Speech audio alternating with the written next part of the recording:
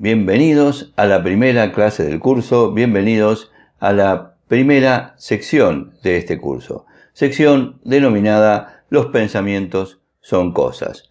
Una sección realmente muy interesante donde arranca ya el autor, Napoleon Hill, dándonos pautas o principios que son esenciales, ya desde el primer párrafo, como veremos a continuación. Dice: el hombre que pensó en la manera de asociarse con Thomas Edison. Y aquí nos relata la historia de Barnes. Barnes es una persona que no tenía dinero, pero tenía un sueño profundo que era ser socio de Edison. Y antes de contar la historia, arranca de la siguiente manera. Fíjense, dice: desde luego, los pensamientos son cosas muy poderosas cuando se combinan con la actitud del propósito, con la perseverancia y con un imperioso deseo de convertirlos en riqueza o en otros objetos materiales. Primer párrafo del primer capítulo. Ya en este primer párrafo nos da tres conceptos que son fundamentales. Primero que nada, nos dice que los pensamientos realmente son cosas, nos está queriendo decir que los pensamientos se materializan. Todo comienza con el pensamiento y todo lo que vemos en el mundo material primero fue pensamiento. Entonces los pensamientos se transforman realmente en cosas.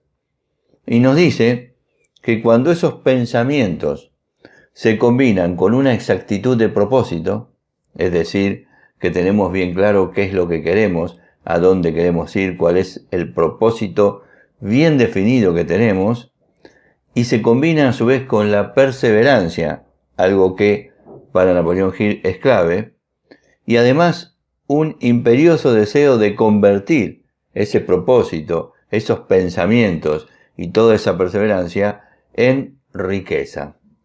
Cuando logramos estas cosas, cuando tenemos estos tres elementos, la riqueza es inevitable. Entonces acá nos da tres cosas fundamentales: el poder de los pensamientos, tener un propósito definido y la perseverancia, pero además el deseo imperioso de convertirlos en riqueza.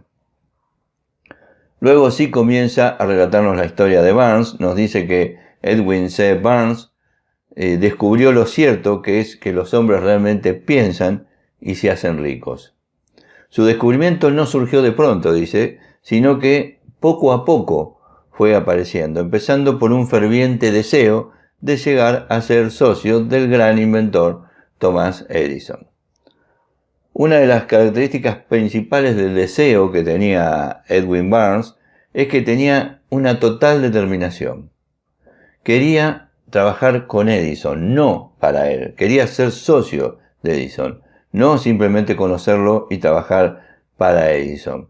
Observe con detenimiento la descripción que se va a dar a lo largo de toda esta sección de cómo fue convirtiendo ese deseo en realidad.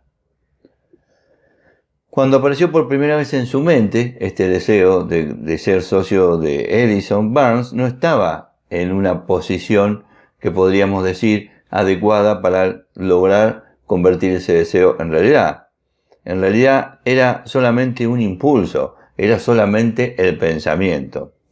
¿Por qué? Porque tenía dos obstáculos que se interponían en su camino. Estos dos obstáculos, como lo explica aquí Napoleon Hill, son, primero, que no conocía a Edison, y Edison por supuesto no lo conocía a él, o sea que ya era muy difícil poder llegar a entrar en contacto con Edison. Pero además tenía un segundo obstáculo, y es que no tenía el dinero para poder costearse el pasaje de tren hasta Orange, New Jersey, donde se hallaba Thomas Edison. Estas dos dificultades, hubieran bastado completamente para desanimar a cualquier persona. La mayoría de los emprendedores de hoy en día, ante dos dificultades de estas características, hubieran abandonado antes de siquiera intentarlo. Pero el deseo de Barnes no era un deseo ordinario, sino que era mucho más que un simple deseo, y ya lo vamos a ver en la sección número 2, donde vamos a hablar más en profundidad sobre el deseo. Entonces, Barnes, a pesar de las dificultades que tenía tan fuerte deseo de convertirse en socio que ni siquiera esos dos obstáculos que hubieran detenido a cualquiera pudieron detenerlo. Pero vamos a ver un poco más de la historia en la clase siguiente, así no vamos haciendo tan largas cada clase. Así que es todo por esta clase, nos vemos en la próxima clase. Hasta luego.